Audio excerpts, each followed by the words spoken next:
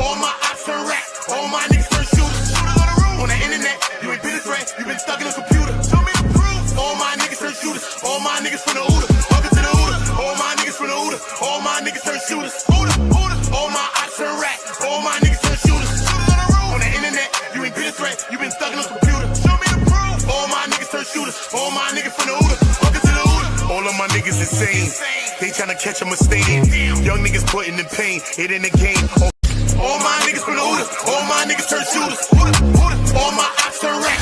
All my niggas turn shooters. Shooters on the roof. On the internet, you ain't been a threat.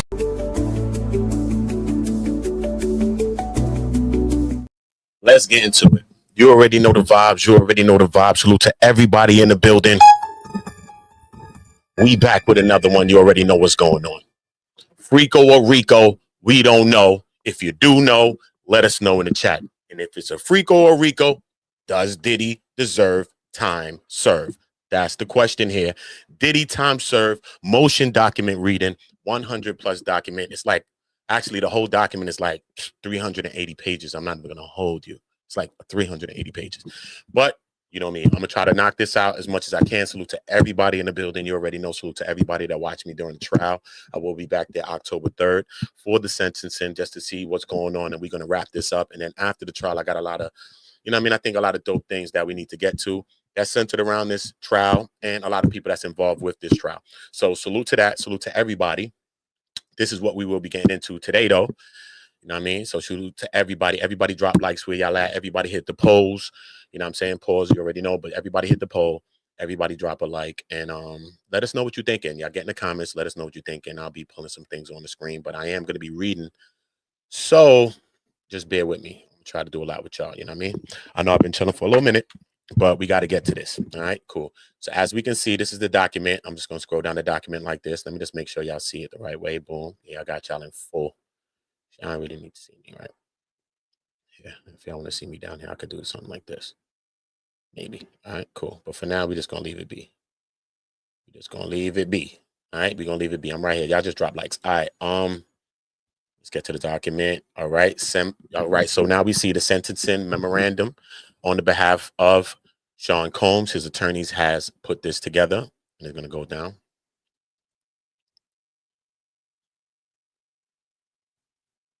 All right, as we go into the table of contents, you know me, I'm not really for all this table of contents business, but let's just at least see what the hell we're going to be dealing with and how they laid this document out. So it says Mr. Combs' history and characteristics, Mr. Combs' upbringing, and the effect of the death of his father on his life. Okay, they striking early. He's striking early.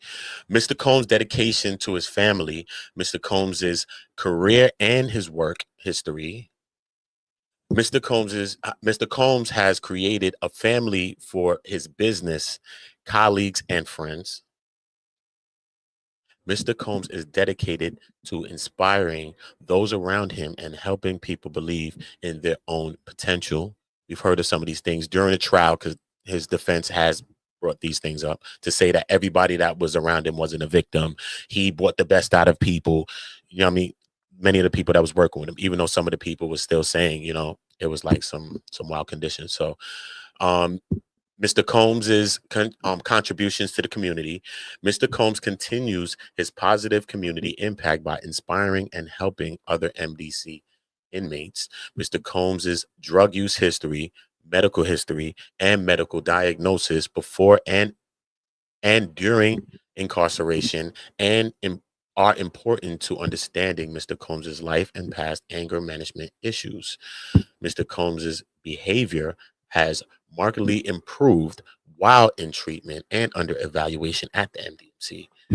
And the effects of Mr. Combs's trauma and why Mr. Combs is now considered a low risk of sexual violence or domestic violence. And two, the nature and circumstances of the offense do not warrant more incarceration, because we understand when they go into that, they're going to go into citing a couple of cases, which is Stebic, Tills, and Trowbridge. Okay, they're going to go into a case called, beside the Chavez case that they also cited. Remember, Judge Arun threw it out. He said, "No, you don't care about that." Also, those guys were not remanded even though it's another time, maybe those people were white, maybe Diddy's black, who knows? You could go into a lot of things about this thing, you know what I'm saying? But at the end of the day, those people were not remanded. Those people were able to go back and forth to the trial. And then when it was all said and done, two of the people that was there, either Trowbridge, Tills, and Steebix, two of them received probation, while one of them received 18 months imprisonment because he did the most traveling with the women, and he was the one that initially started out with the tuitioning just for him. Then he bought him and his friend was doing it with the girls, and then he had some other friends that were fraternity brothers, and then he brought the girls cross state lines to go and chill with them. You know what I'm saying? Under false pretenses and promises of things. So they ended up going into like some brothel style thing. That's how that case was read. That's how they said they did it. You know what I mean? So since the other two people, one guy made one trip across state lines, but he never did anything with the women. He got probation. Another one made like, I think, one trip or something like that. He got probation. He himself, I think it was Tills, if I'm not mistaken, he was the one that ended up making like 6 trips and all of this other thing. So he got the 18 months. You know what I'm saying? So that's why they cited the cases. So I know they're going to go into a breakdown of that. So um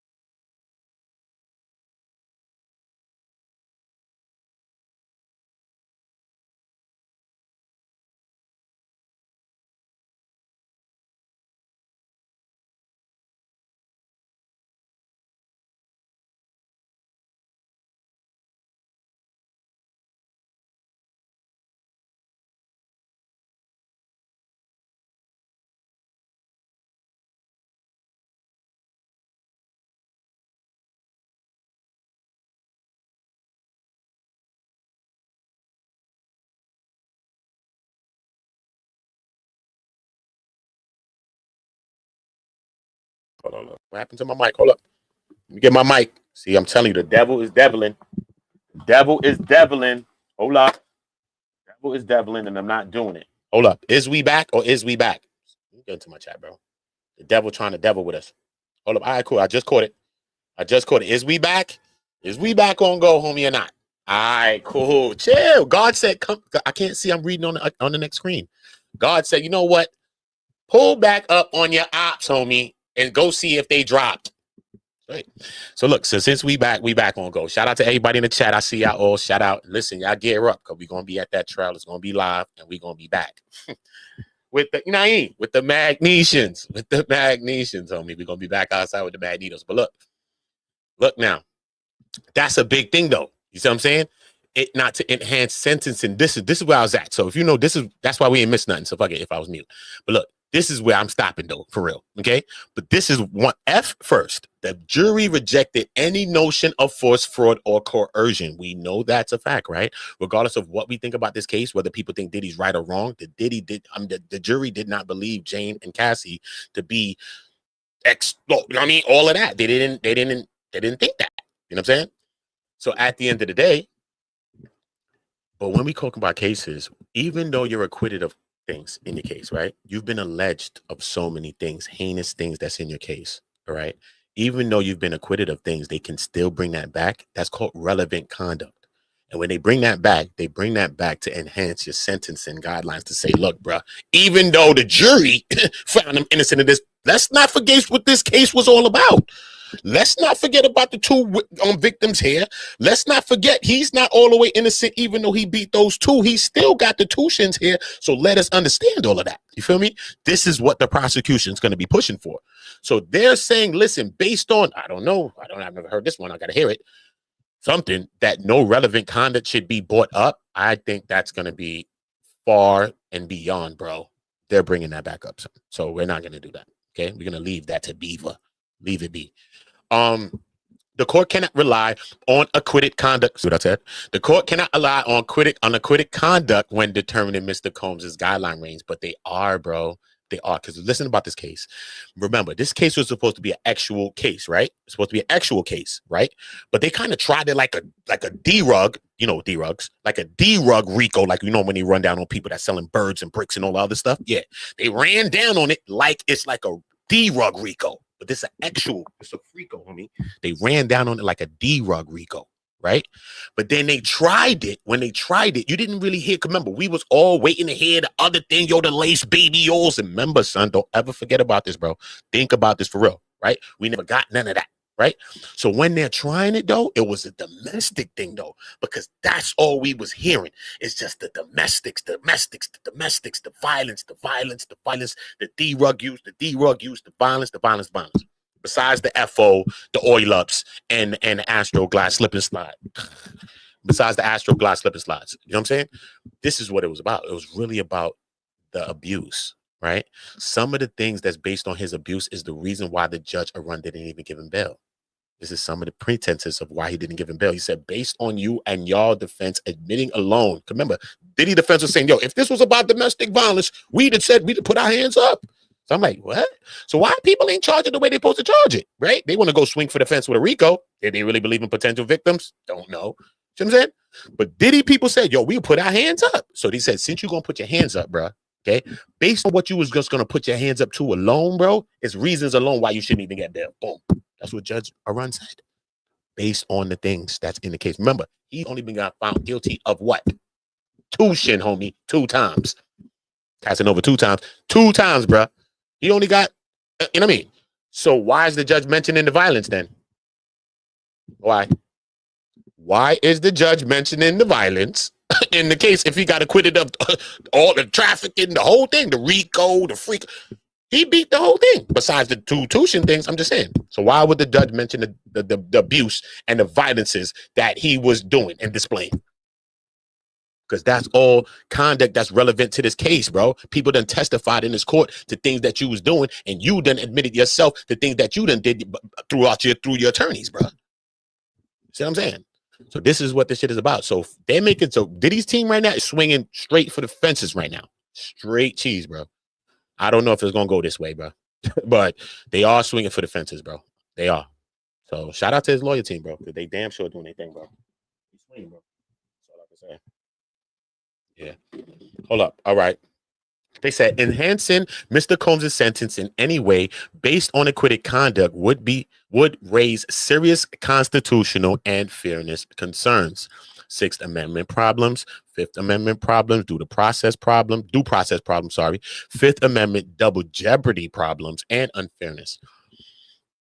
So they laid it out. Applying the fraud coercion enhancement would illegally, because they really can't really bring that back, but they're going to try in some kind of way. They're gonna try in some kind of way. Maybe in a sense of the women, because remember he done beat those charges, but they could probably bring it back towards maybe in a way of the women, because remember he's charged with the tuition of both of these women, so they could still come back to bring that these women was frauded or these women was kind of coerced in a way for them to be kind of doing this based on a lifestyle. Trust me, they're going to try to tie it in some way. Applying the fraud or coercion enhancements will illegally end run the acquitted conduct amendment and defy the factual record. The acquitted conduct amendment precludes applications of fraud coercion enhancement. The fraud coercion enhancement is unsupported by the federal record. Yo, they wilding. No grouping is appropriate because there are no victims. That was the crazy thing about this case as well, is that who was the victim? Or who's the toots, at least? Because we could say that Cassie was the victim or whatever at least at one point. Jane, I don't know about you. But they all a victim of these drugs and they all a victim of the lifestyle at the same time. But if this was my question, who's the toots? If Diddy here doing it, he here doing it, she here doing it, who's the toot? All three of them. All three of them was the toots, bro. It's either none of them was toots and they was doing what they was doing, or all three of them was is condoning and engaging in the same conduct, bro. Cassie, the men, and Diddy.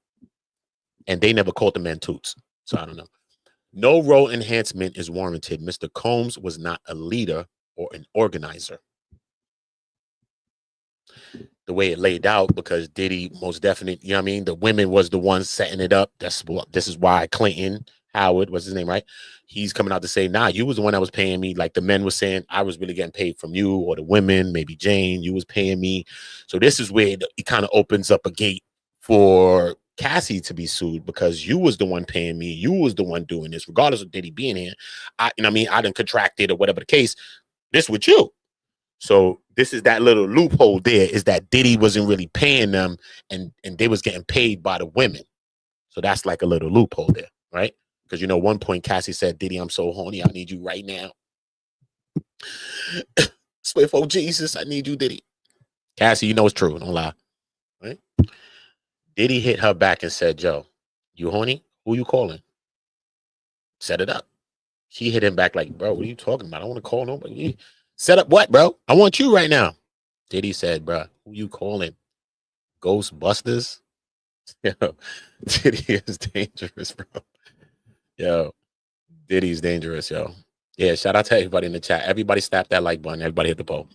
I haven't been live for a minute, you know, so YouTube be playing with notifications and stuff. But listen, we're going to get it back warm. We're going to turn it back up. You ain't got to worry about nothing. We're going to get back to it. So let's get back to some of this, right? So boom. This is a lot that they laid out, bro. This is 380 pages. They wilding.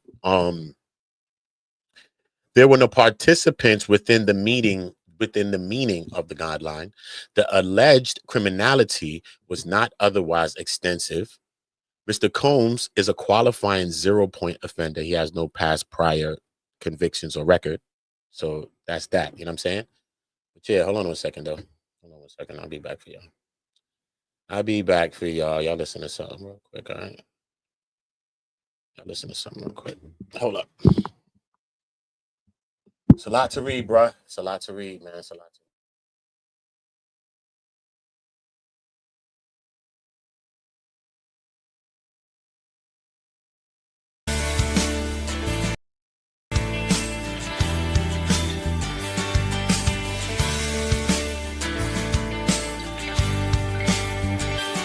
I was winning a game, now the game's on me. There's no one to blame but nobody but me. Cause I know that I did wrong like you have done wrong, but these wrongs made me right, I see. It's like I lost your love, lost your love, and I wanna get that back. Baby, how do I get that back? Sometimes we only talk about wrongs. I love we never talk about that. I wanna know if we can move on. The time we can never take back. Take back. More together is the more we break it. But I know that we gon' make it. The sun always comes up when it's raining. So I know that we gon' make it. And even if we travel the road, let's take it. I know that we gon' make it. Cause baby, I love and no mistaken. I know that we gon' make it. We gon' make it, no we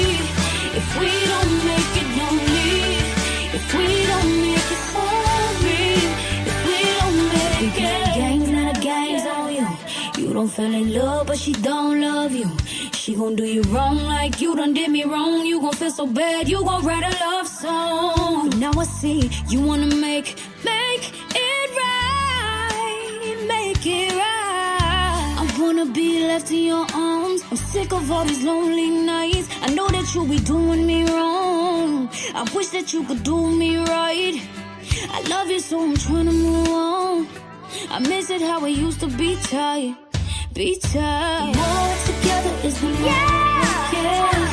But I know that we gon' make it. The sun always comes up when it's raining. So I know that we gon' make it. And even if we travel the road, let's take it.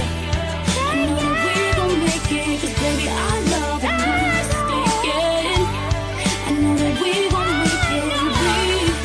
We gon' make it, no, we gon' make it, no, me. If we don't make it. Shout out to y'all. That's We Gonna Make It. Shout out to Destiny Mariah. Most definitely a most beautiful, amazingly talented artist. You can go check her. I actually met her through Ryan Leslie, actually. She used to work with Ryan Leslie. Shout out to her. Shout out to Ryan Leslie. Shout out to Udo on Go. Dope artist. One of the songs off my album. I wrote that song as well, if you didn't know. I write music. I write multiple genres of music. I've been doing that. I write music for people in the industry. Yeah, I've been doing that since a kid. So look, back to this now. Okay, back to this work. Okay, cool. So Mr. Combs has demonstrated acceptance of. Let me make sure y'all can hear me, right? Cool. Mr. Combs has demonstrated acceptance of responsibility. We're gonna see what that's looking like. I really want to see what that's looking like. What did he demonstrate? I'd rather go to that page right now. 126. What did he demonstrate? That's a big thing. Stacking the PSR. PSR's recommended enhancements produces an excessively punitive guidelines range. Any sentencing greater than 14 months would create unwarranted sentencing disparities that should be avoided under 18. Hold up, don't drop 18 USC. 18 USC 3553A6. The median man act sentence in criminal history category 1 is a year and a day time. Mr. Combs has already served it. Mr. Combs deserves a lower sentence than even the average case. DOJ enforcement policies treats and has always treated Mr. Combs' offense conduct as the least culpable type of Mann Act offense. That's what they're saying. Like, when it comes to those prior cases, they wasn't as hard on these people to give them 5 and 10 years. And there's not a case that's like Diddy's case. You know what I mean? You know what I mean? Because he's like John, but he's the guy that's there. He's the one, right? So it's like, it's just a weird thing. It's usually the man or the whoever tell you go deal with the John. You know what I'm saying? And whatever. It ain't like we here. Because remember, Diddy also don't want you to do it without him. So this is what makes his case different. Diddy's mad if you do it without him. He don't want you to do it without him. He wants to do it with you. Straight. See what I'm saying? So this is like something different. Like, if you know what I mean? It's not like he like, yo, go ahead, go do this with them and yo, come back, bam, bam, bam. And that's turning him on. No. That's getting him tight. He want to be there. He want to watch it, allegedly direct it. You know what I mean? Tell you, yo, chill, slow down, yo. Y'all going too fast. Yo, chill, hold on. You know what I'm saying? Because that's what Jane said. Jane said sometimes she would try to hurry up the score, get to the whatever real quick, try to bust him off real quick so that she could get to the room, so that she could have time with her partner, allegedly. You know what I'm saying? How's this your partner? How's Diddy your partner? Stop. First of all, you and his baby, stop. Your baby father and him's ops. Y'all ain't never had nothing good for each other in the beginning. How the hell y'all gonna have something good for each other in the end? That's why you was in the court on him just now, talking about all this stuff when the man was still paying your money, the $10,000 and all this other stuff. So what the hell is we doing? Straight. She didn't even say, Diddy, I don't want the money no more. That man was still paying allegedly the $10,000 a month and allegedly was paying her lawyer. What are you talking about? Do you understand that? So what credibility do you take from that lady? I don't know. Cassie, you could talk to me all day under the sun about Cassie. But her, she got too many tricks in her bag, bro. And she put Diddy in the trick bag, but Diddy put himself in the trick bag. That's right. Because that's your op shorty. How far can you go with her? How far? How deep do you want to? I mean, what are you talking about? If you did it with her, all right, cool then. But That's it. Once you went past that, you already surpassed the goal. 48 laws of power tells you that one, bro. I bet. That's right. Anyway, Buyer or John cases are incredibly rare and do not support a sentence beyond time served. See what I'm saying? Trowbridge, this case I'm telling you right here. Trowbridge, Tills, Stebic, Nabbit. The data underlying guidelines 2G 1.1 further demonstrate that Mr. Combs's Mann Act convictions is of the least culpable variety. This is the only case that we have identified where the government claims professional consenting adult males were Mann Act victims, because it's usually women in these things as well. You see what I'm saying? Whether young or old, is usually women that are getting, I mean. So Mr. Combs has already experienced just punishment for the offense. They think a year and change that he's been in there already is enough. We understand that 10 months already is a year, because, it's 80% of your time, whatever you're going to get.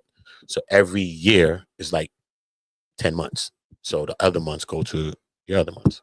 That's how it kind of rations out in jail. So it's not, you don't have to do a full year, and that's a year. Okay. It's 85% of your time, 80-ish, right? So you're going to get about 10 months out of 12. Mr. Combs' time at the MDC has been extremely punitive and demands a lesser sentence relative to the other cases. Mr. Combs has suffered innumerable additional collateral consequences to his professional and personal life. A sentence of no more than 14 months affords adequate deterrence to criminal conduct. Okay, wait a minute. Let's read that again. A sentence of no more than 14 months affords adequate deterrence to criminal conduct. So they saying basically, remember, Diddy's been in there. If you just want to run it by whatever a year, Diddy's been in there probably like a year and like maybe like a month or two, maybe a couple of months, right? Maybe like a year and a few months, right? Remember, 10 months is like a year. So he's been over a year already. So they saying basically the time that he has right now, if not barring one more month that he needs to be in jail and his sentencing is coming up next month, they saying based on the time that he has already, that this is enough to make sure that he does not do no criminal activity. He does not commit any of these acts again. He does not do these things no more based on the 14 months alone. How do y'all think about that? Do you think the 14 months is adequate for Diddy? You know what I mean? Is it adequate? Do you think this is enough time based on other cases that done been had prior? People getting probations, people getting, you know what I mean? It's tuition. It's tuition. He done beat the harder charges, but what looks like also is that the prosecution also, because they didn't fail all the way, but they failed in their plight because they went for this big old charge. It seems like the prosecution, even though they failed on the big charges that would have really put him away forever, it seems that they want to use these two charges to get out everything that they wanted to get out of some of those charges. Because remember, this is both 10 and 10 each charge carries. So they could get out of here. They trying to push out of here to get, who knows if you get a 20. I doubt it, right? This is tuition. 20 for that. Crazy, right? But they're at least trying to push for 10. If not 20, they're trying to push for 10 years out of that. Trust me. 7, 8 years. At least pushing towards 10 years. So we're going to see how that works out for him. A 14-month sentence would best provide Mr. Combs with needed rehabilitation, and then it gets into the conclusion. It's a lot, bro. It's a lot. Salute to everybody. Let me get in the comments real quick before I even get into the reading, homie. Shit, different. Yo, different. Shout out Lady Love in there. Shout out Alpha in here. Shout out Zana. You already know the vibes, man. Shout out everybody in the chat. Did I see the judge's letter yesterday about the Rule 29 hearing? Yeah, I seen a letter. I could read it right now. I think this is the letter right here. This is a run submarine. I could read it right now, but yeah, come. Let me bring that up. I think this got to be the letter. This got to be to I think this is the letter, right? Yeah. United States does. It says the parties have asked the court what issues they should focus on during Thursday's hearing. Is this it? Wait a minute. Oh, yeah. This is it.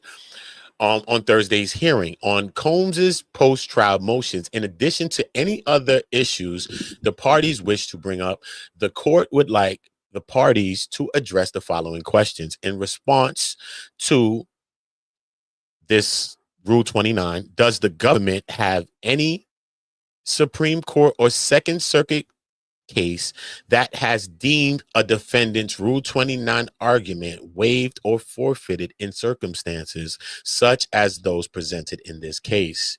2. If Combs were to prevail on his construction of tuition, then would his conviction nevertheless stand on an aiding and abetting or willfully causing theory? Why or why not? Addressing the O'Brien factors, why is the government's interest important and the Mann Act's prohibitions no more than essential? What are the one or two best Supreme Court or Second Circuit cases supporting each side's position on these factors? Now, Combs argues that the record shows that every time an escort traveled across state lines and had sex, he filmed it. Is that true? If it is, does it change the First Amendment analysis? The parties will be given up to 20 minutes each to address any other issues. And this is what they told him yesterday. This was one of the last papers that I see. But I could go back into it more and see what's going on. Hold on. Let's move this up. Look, I'm citing, bro. This niggas is wilding. So hold up, son. Skip, son. Niggas is wilding. Straight. Look, bro.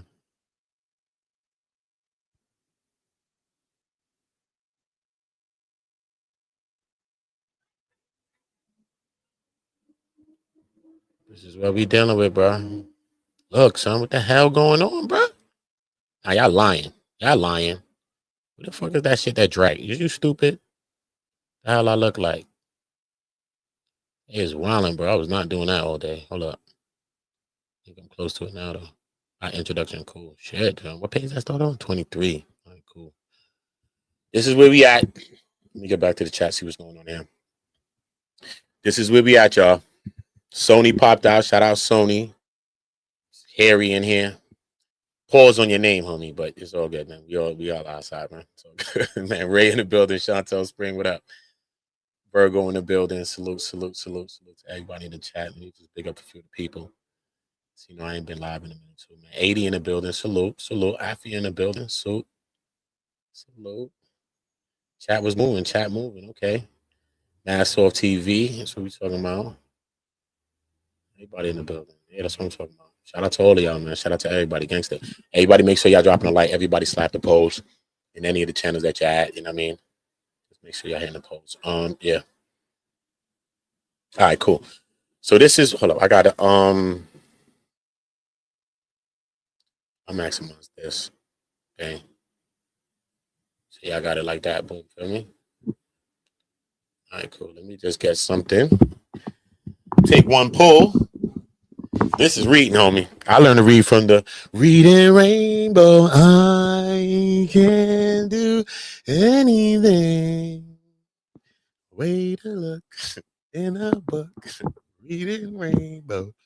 Straight, homie. We're not going to do that. All right, cool.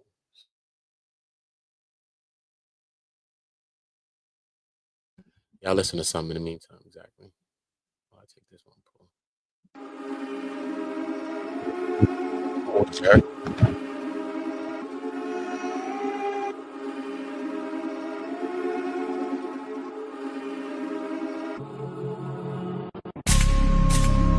All my niggas for the roof. Who the block? Bang, man. All my niggas from the Uda. All my niggas turn shooters. All my ops turn rats. All my niggas turn shooters. On the internet, you ain't been a threat. You been stuck in a computer. Show me the proof. All my niggas turn shooters. All my niggas from the Uda. Welcome to the Uda. All my niggas from the Uda. All my niggas turn shooters. All my ops turn rats. All my niggas turn shooters. On the internet, you ain't been a threat. You been stuck in a computer. Show me the proof. All my niggas turn shooters. All my niggas from the Uda. Welcome to the Uda. All of my niggas insane. They tryna catch a mistake. Young niggas putting in pain. It in the game, all for the game. Niggas ain't playing for nothing. Went in school, laying in pain. My little nigga kill my little nigga full time. All right, we back. All right, cool. We back, y'all. We back. All right, cool. So this is what the introductions is saying now. All right, Diddy. This is like 88 million pages, y'all. So y'all got to bear with me. Straight. The government accused Sean Combs of heinous crimes. It branded him an evil trafficker and racketeer who coerced and defrauded his girlfriends into having sex against their will. But none of that was true. And Mr. Combs exercised his constitutional right to fight the allegations and put the government to its proof at a jury trial. And at that trial, the government deployed the full force of its awesome power for 8 weeks. It presented the best evidence it could muster to support these disturbing allegations, but it failed to prove because the trial revealed the true facts.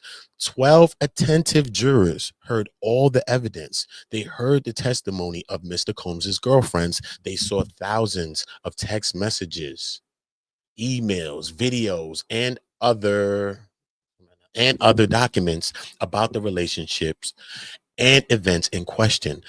Those 12 citizens diligently applied the court's instructions on the law to that evidence and unanimously rejected the government's sordid. Hold up, let me just scroll this page all the way up. Hold up. The law that evidence that and unanimously rejected the government's sordid tale of coercion and racketeering. The jury's verdict could not have been clearer or more consistent. The jury found that Mr. Combs is not guilty of forcing, coercing, or defrauding either Cassandra Ventura or Jane, and that he is not guilty of RICO conspiracy. But the jury did find that Mr. Combs is guilty of tuition offenses, obviously, because as government emphasized in closing arguments, those counts didn't require proof of threats, force, or fraud or coercion, because all you need to do to prove those things is receipts. You could take receipts. You paid for the flights, you paid for the booking, the hotels, all these things. Based on receipts, they can prove this charge. They don't need to prove this charge through force. They don't need to prove this charge through fraud or coercion. See what I'm saying? This is what his lawyers is basically saying. All right. Put simply, the jury has spoken. Its verdict represents an affirmative indication of innocence. Thompson versus Clark. Mr. Combs must be sentenced for what the jury convicted him of: interstate transportation of fully consenting adult with intent to engage in tuition. But it would be unlawful and a perversion of justice for the court to sentence him as if the jury had convicted him of the sex trafficking and a RICO, or to increase his sentence based on the court's own finding about force or coercion or racketeering. That's based on, I'm saying, the relevant conduct that will be brought back even if you're acquitted of this conduct. So he said, what is the point of a jury trial? Right? They said, what is the point of a jury trial if the defendant can be acquitted, but then sentenced as if he had been convicted? Doing so nullifies the entire purpose of a jury. Juries are democratic institutions called upon to represent the community as a bulwark between the state and the accused, and their verdicts are the tools by which they do so. Consistent with this, juries were historically able to use acquittals in various ways to limit the state's authority to punish and ability that the founders prized. With an acquittal, the jury, as representative of the community, has been asked by the state to authorize punishment for an alleged crime and has refused to do so. McClinton versus the United States, they go into a case. That is why acquittals have long been accorded special weight and are traditionally treated as inviolate, even if a judge disagrees with the jury's verdict. Accordingly, Supreme Court justices from across the ideological spectrum and many other jurists, lawyers, and commentators have upon that using. Let me move this page up. I don't want to use this right here, this scroll thing, man, because it's just gonna probably push me back to the next page. All right, where am I? Upon that, using acquitted conduct to enhance a sentence violates the Fifth Amendment. violates the Fifth and Sixth Amendments, as well as fundamental principles of fairness and justice. It also erodes the perceived fairness of the criminal justice system. Indeed, the woman on the street would be quite taken aback to learn that a person's sentence could be increased based on acquitted conduct. Yet, both the probation officers and the government asked the court to do just that. Probation recommends guidelines enhancements based on acquitted conduct and the imposition of a sentence 5 times longer than the average sentence of the Mann Act defendants with similar criminal histories, and justifies this lengthy sentence based on the supposed fraud or coercion that the jury rejected. Now, the prosecutors, for their part, have lost all perspective. They advocate for numerous enhancements. Even probation didn't find warranted and seek to sentence Mr. Combs under different enhancements for a crime he was never charged with, which would result in guidelines range above the statutory maximum of 20 years. This is wildly out of proportion to the conduct at issue. Threesomes were fully competent adult men and women voluntarily crossed state line and had consensual sex with each other, and the defendant made no money from the conduct. We are unaware of any other Mann Act prosecution based cases on such conduct. Nevertheless, the median sentence for the Mann Act defendant's sentence under the applicable guideline 2G 1.1b1 in criminal history category 1 is 12 months, because remember, he ain't got no history. So category 1 is 12 months incarceration, and the average sentence is under 15 months. This is why they're pushing him at 14 months to say that's enough time for him to be rehabilitated. Got you. Even when one includes defendants who received the coercion enhancement, thus probation recommends a sentence 5 times the typical sentence, and the government apparently believes a sentence 20 times the typical sentence may be appropriate here. This draconian approach makes Alice in Wonderland's Queen of Hearts seem benevolent. Instead of sentence first, verdict after, the government's view is verdict be damned, lock him up and throw away the key. Fairness and justice, as well as the Constitution, federal sentencing laws, and common sense require a far lower sentence in this unique case. Mr. Combs is an extraordinary person, and you know that they was already pushing for extraordinary circumstances in this case. Okay, they said Mr. Combs' case is extraordinary circumstances. There's no case like this, him being in MDC under them conditions and all of those things. So they try to cite, because they cited a case where someone was actually let out of MDC based on some conditions, but that person was older in age and they had medical history, I think like some kind of respiratory thing. And I don't know if that was during Ovid. I ain't got to say the C on it, right? Ovid. You know what I'm saying? I don't know if it was during that time as well. That could have been that. But regardless of the fact, that person was much older in age than Diddy. And that person was having health-related problems for real, for real. And this is why that person was let out. So Diddy was trying to push for that same thing, but was denied. Okay, cool. All right. Mr. Combs is an extraordinary person who has made monumental professional and personal contributions throughout his 55 years to society, his family, his community, and beyond. And just as importantly, Mr. Combs has much more to give.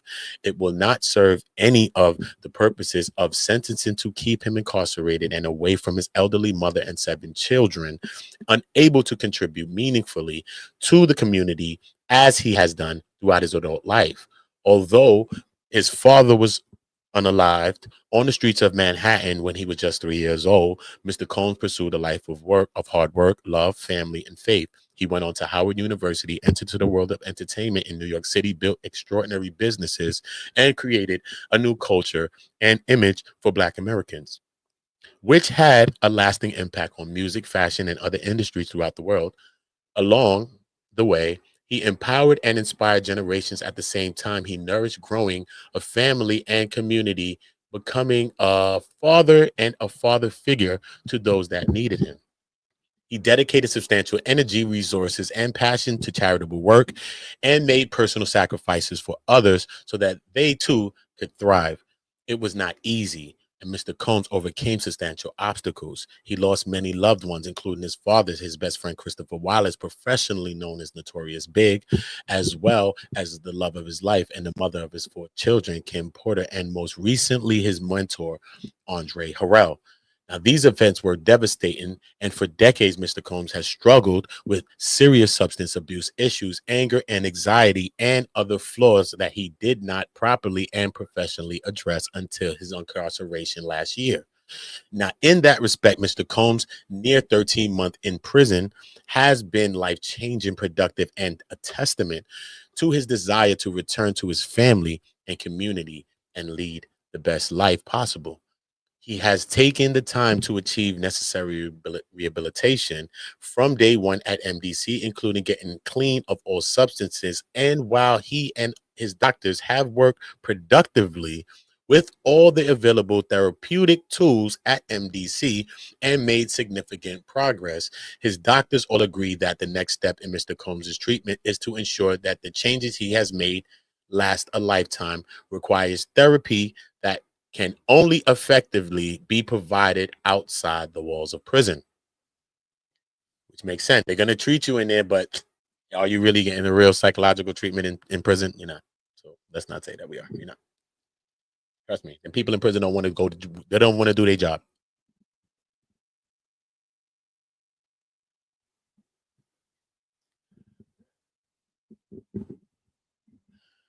Mr. Combs has 7 children, 4 by now deceased Kim Porter, who desperately await his return to their lives. Quincy, Justin, Christian, Chance, twins Delilah and Jesse, and 2-year-old Love. His 84-year-old mother, shout out to his mom, son, 85 years old, son, coming to the trial every day, son. She was there for him every day, bro. Some of our moms wouldn't even go on. If you live with your mom, you call her right now and say, go in my room, get my charger. She say, if you don't call me back later, she wouldn't even go get the charger. And you live with your mother. You hear me? All right. This woman came out every day for her son. So you know her son, and she loved him. Right? His 84-year-old mother, Janice Combs, who has had brain surgery and was hospitalized. Damn, I never knew that. That's crazy. And was hospitalized for heart concerns right before his arrest, also needs him. Wow. As she writes to this court, she depends on Sean for emotional support. He always looked after my health and well-being. I don't know how much longer I will be around, but I would love to be able to see him and his children together again. Swear, bro. That's from a letter from Janice Combs. The court has a difficult task when fashioning any sentence, but here the right answer could not be more obvious. In the past 2 years, Mr. Combs' career and reputation have been destroyed. He has served over a year in one of the most notorious jails in America, yet has made the most of that punishment. It is time for Mr. Combs to go home to his family so he can continue his treatment and try to make the most of the next chapter of his extraordinary life. A sentence no greater than 14 months is plainly sufficient, but not greater than necessary to accomplish the purpose of sentencing articulated in the 18 USC 3553A. It is the only just and fair sentence that could be imposed. Now, this is the argument.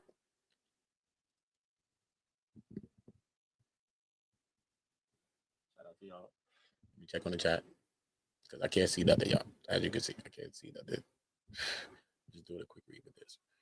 And I'm going to break this down into a couple of parts because this is a lot. This is a lot. It's most definitely a lot. Let's start the argument, though. Sentencing courts must fashion a punishment that fits the offender and not merely the crime. Pepper versus United States. As the court is aware, it must consider and weigh all the factors enumerated in 18 USC 3553A and shall impose a sentence sufficient but not greater than necessary to achieve the goals of sentencing, including punishment, deterrence, protecting the public, and rehabilitation. The guidelines are but one factor and are not determinative, as the court must make an individualized assessment of the appropriate sentence based on the facts presented. Cite another case. Thus, a district court may freely depart from the range recommended by the guidelines based not only on an individualized determination that the guidelines yield an excessive sentence in a particular case, but also based on policy disagreement with the guidelines themselves. Accordingly, regardless of what the guidelines range the court adopts for the reasons set forth below, the only fair and just sentence for after applying all the 3553A factors is a sentence of no more than 14 months imprisonment. Mr. Combs's history and his characteristics. A. Mr. Combs's upbringing and the effect of the death of his father on his life. Sean Combs was born November 4th, 1969, at a women's hospital in Harlem, New York, to the union of Janice and Melvin Earl Combs. The small family lived in Harlem, New York. Melvin Combs was a U.S. Air Force veteran and popular larger-than-life figure. His employment was not clear. Some said that he was the heroin connection to Harlem and was a drug kingpin. That's what I've heard. I'm from New York. When Mr. Combs was just 3 years old, his father was murdered on the streets of Manhattan on January 26, 1972. 31-year-old Melvin Combs was sitting in a Lincoln Continental on 106th Street and Central Park West when 3 bullets were fired into the right side of his head and unaliving him instantly. Homicide detective Edward Kelly reported that the bullets were likely fired by someone sitting in the front passenger seat and that the shooting was a hit due to the drug dealing. The killing of Melvin Combs was well known throughout Harlem, and it was a major hit on the driver of one of the most powerful drug dealers in the history of New York. Also, Melvin was well known and well liked in his neighborhood, and his unaliving, still unsolved after 53 years, was a major source of discussion by everyone who knew him and the Combs family. The violent unaliving of Mr. Combs' father traumatized the family forever due to the circumstances surrounding the unaliving. The family told young Mr. Combs only that his father was unalived in his car in a traffic accident. As Mr. Combs grew, the older kids and some of the men in Harlem said things about his father that led him to wonder whether the story told by his family was true. People in the streets would gratuitously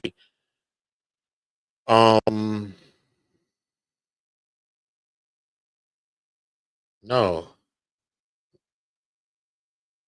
people. Wait a minute, where am I?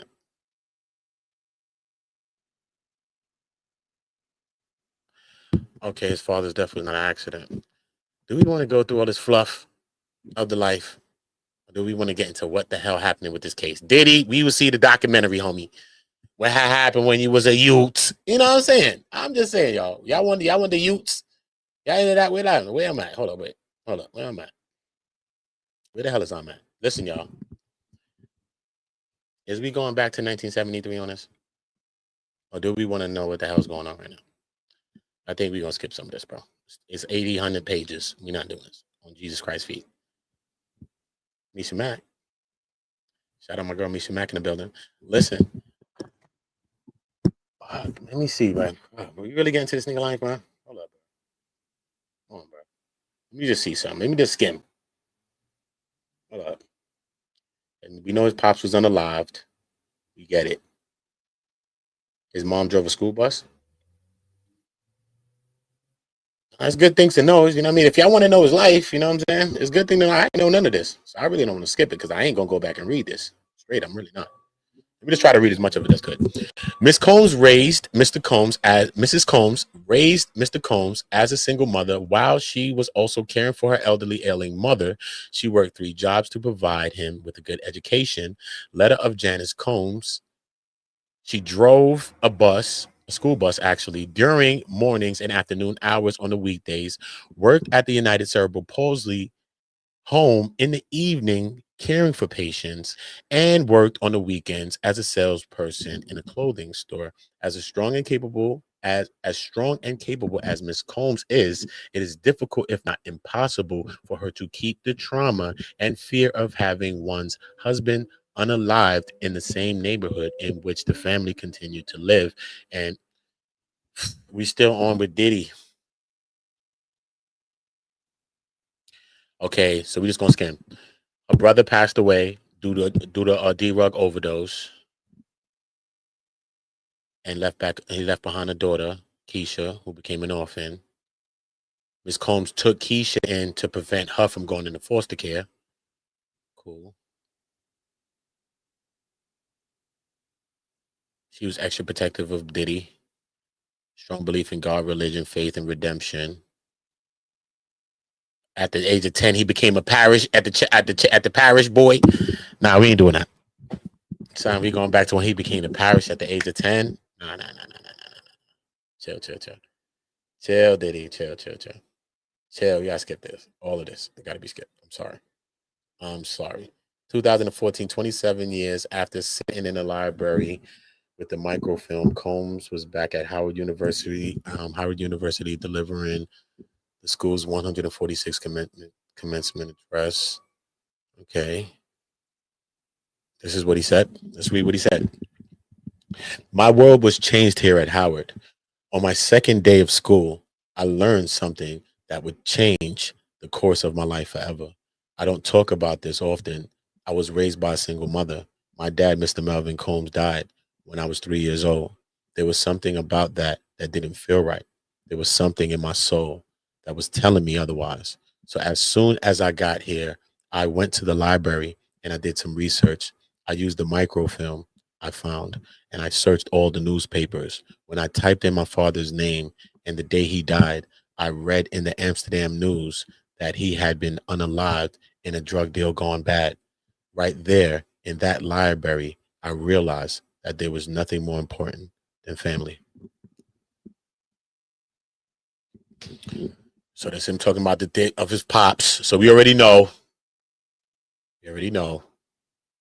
Okay. Let me just see how they closed it out though. Um,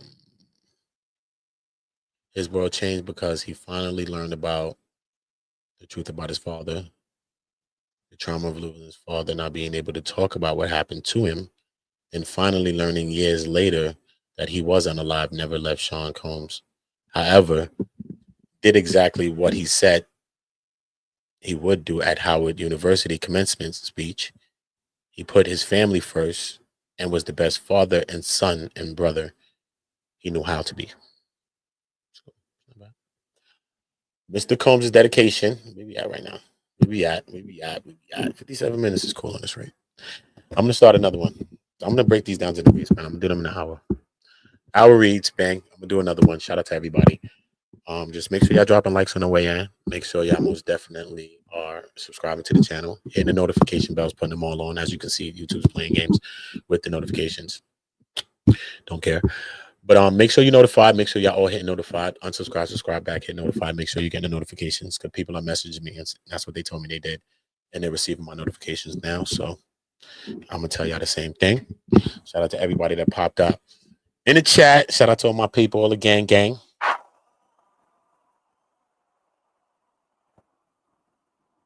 But we got through the fluff. I had to read the fluff on one. Whatever. You mad, Whatever. I had to get through the beginning to see what this document's about. At least we know where we're at in this document. I can understand how his father's life and all these things can be traumatizing and affect him in his life. But I'd rather go down to like more like page 120 something where they said where he's made these changes and stuff like that. That's the stuff that I want to see. You know what I'm saying? What changes has he been going through? What changes is he making? What changes he plan on making? What steps he plan on taking? These are the things that really, really need to be talked about for real. I think the past history and all that stuff, I don't think the judge is going to really think about these things. You know what I mean? He's going to be like, all right, cool. But that's everybody got to pass. The judge probably say, you know what happened to my father? We don't know what Judge Aaron's life is like. You know what I mean? He might say, you know what happened to my parent, bro? You don't know. You see what I'm saying? So some people were still able to overcome. He was still able to overcome and overachieve. Regardless of his father and all these things that happened, he was able to overachieve. Even if he was a functional addict, because he was a functional addict, he was able to function on the highest levels. He was running billion-dollar businesses and all types of stuff like that, hundreds of million-dollar businesses, while doing all of this, while on the D-Rugs, all of that, right? While FOing every weekend forever. It's crazy, bro. Doing all of that. And Jane testified that his gums was gray and his hands was shaky and all of these things, which were signs of D-Rug use and abuse. But she still was frolicking with him, and still, she said she seen that from the very beginning. She noticed that his gums were gray and his eyes was yellow like jaundice. This is her testimony. You can bring it back right now. I know that whole case in my head. I sat in that courtroom. She said Diddy's gums were gray. I never even heard of no shit like that. She said Diddy's gums were gray. His eyes were yellow like jaundice, and his hands were shaky through alcohol. Feel me? And but she still continued with him. So that goes to show you this is at his state when she seen him. So beyond the other states where he's been at it, he's been at this lifestyle for years with Cassie for at least 10 years or whatever the case. He introduced her to that lifestyle at 22 years of age. See what I'm saying? She was with him for like, what are you talking about? Like 11 years, right? 10 years, 11 years. So we can understand that many things played a role in these things. Did he get time served? That's the big question though. Will he get time served? I don't know.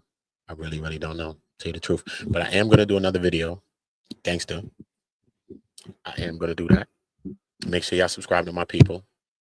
Shout out to my girl Zana in the building. Y'all do what she's saying. Hit the like button, subscribe, share, do all those things. You already know. Shout out to my girl Misha Mack. You already know. Subscribe to those channels. You already know how we doing it. And that's what we're doing. So y'all subscribe now. I'm going to load this thing up. I'm going to do another one. And we're going to get into a read. I could cut down the fluff. And we could kind of get to what we really need. I'm also going to do a video upload on this. I was going to make this a video upload. I think it'd have been good. But it'd have been fluffed. So I didn't want to do that. So y'all just bear with me. It's a lot to read. It's 380 pages. Gangster. Sony, you already know the vibes. He's trying to get the judge to sympathize, and it's going to work. Ooh, you think so? It might. I don't know, though. We never know what nobody been through. The judge is a human being, though. We don't know if he got daughters, and we don't know if his mother been through some abuse or something in her life, and we don't know what he's been through.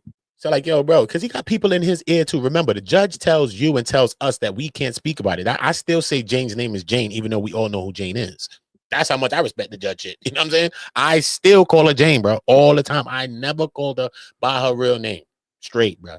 Okay? That's how much I respect it. But the judge could tell us that, but the judge could talk about whatever the hell he wants to talk about. So people come to him and talk to him and say, yo, what you think, bro?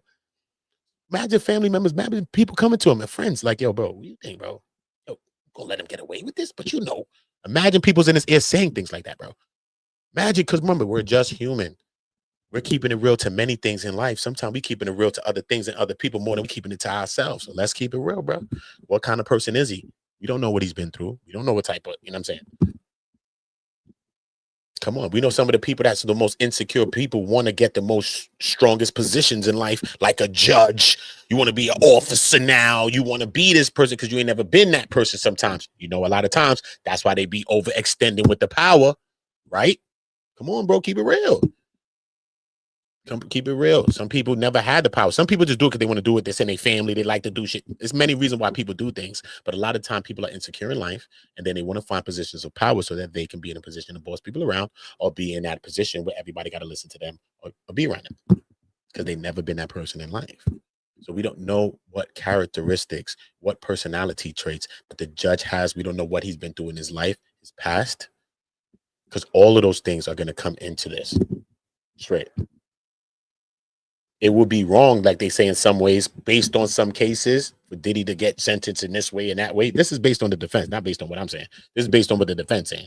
It would be wrong, right? But the judge still don't have to abide by that. What are you talking about? He doesn't.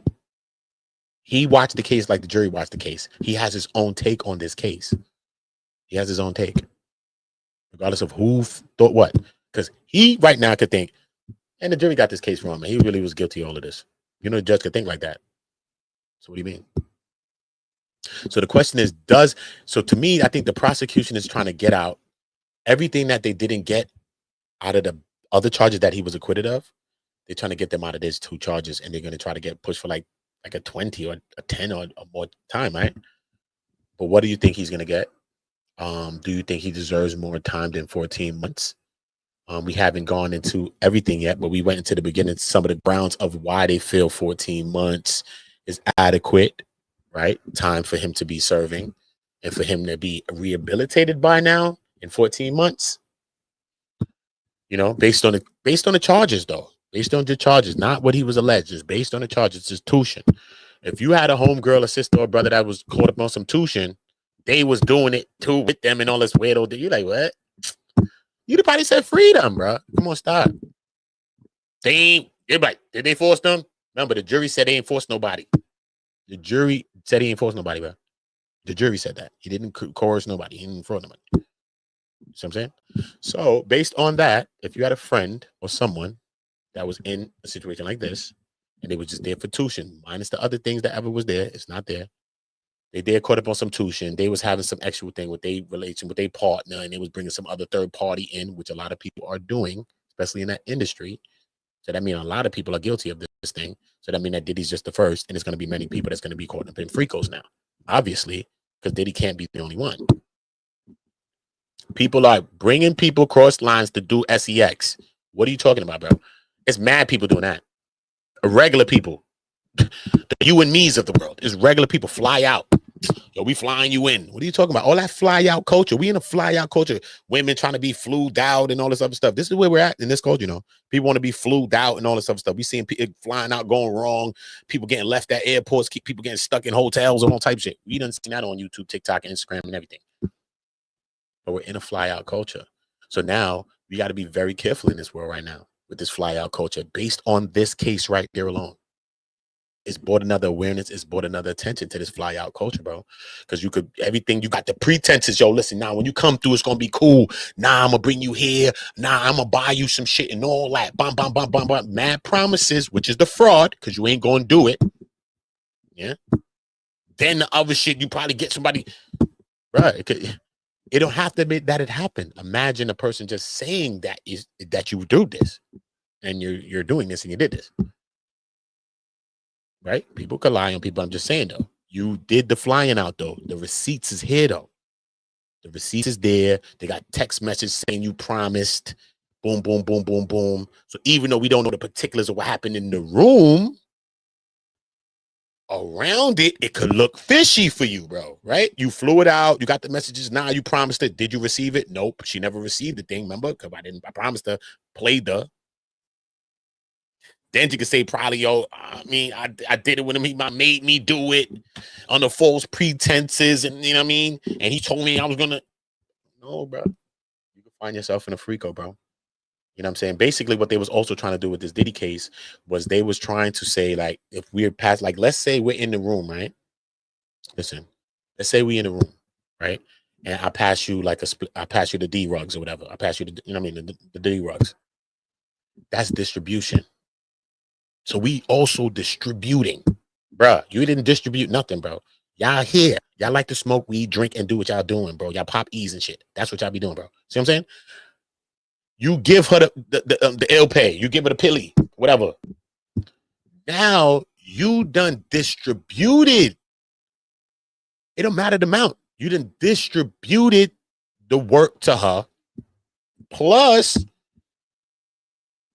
all the other things, you know what I'm saying? So this whole case was a crazy case. Danielle, salute, queen. Yeah, man. Dominique, salute. Ray, salute. You already know all of my people in the building. Yeah, though, bro. Shit is crazy, bro. This whole case is crazy. But listen, I'm gonna go into more of a read on this. We'll clock this at an hour. I'm gonna do another read for an hour. We're just gonna block them out like that. Bang, bang, bang, bang, bang. Because it's 100 and something, 300 and something pages, and this ain't Titanic, homie. Niggas ain't. You think this hat good enough? The fuck I look like Indiana Jones or some shit? What you think, bro? 3 hours? Chill, bro. I ain't show speed. I'm his father. It's my son. Not show. But shout out to all of y'all though. Make sure y'all are subscribing to the channel, hitting the notification bells. Make sure y'all notified. You heard? All my niggas from the Uda. All my niggas turn shooters. All my ops turn racks. All my niggas turn shooters. On the internet, you ain't been a threat. All my niggas turn shooters. All my ops turn racks. All my niggas from the Uda. All my niggas turn shooters. All my ops turn racks. All my niggas turn shooters. On the internet, you ain't been a threat. You been stuck in a computer. Show me the proof. All my niggas turn shooters. All my niggas from the Uda. Welcome to the Uda. All my niggas from the Uda. All my niggas turn shooters. All my ops turn racks. All my niggas turn shooters. On the internet, you ain't been a threat. You been stuck in a computer. Show me the proof. All my niggas turn shooters. All my niggas from the Uda. Welcome to the Uda. All of my niggas insane. They tryna catch a mistake. Young niggas putting in pain. It in the game, all for the game. Niggas ain't playing for nothing. Went in school, laying in bang. My little nigga kill my little nigga. Full-time job not to kill niggas. Jump off the porch of the field, nigga. You was in the house, I'm a field nigga. No fuck boys around real niggas. Been a drug dealer since a little nigga, huh? Sick of the kilo, they'll kill a nigga. Fuck how you feel, nigga, to get some kilos, I'll kill a nigga too. Throw that rock like I'm Montana. Good head, raise my antennas. G49, not San Fran. Beat the box with my bandana. Then I dip set like I'm Santana. I'm in UK like that Montana. She bring me money, you press her. You got a jug of Vanessa. I give a dick that'll change your life. You leave a change on the dresser. Shorty, a wetty, a wetty. That pussy ready, get ready. Don't wanna get ahead of myself, but I want the head for the Getty. She said she fuck with the Uda.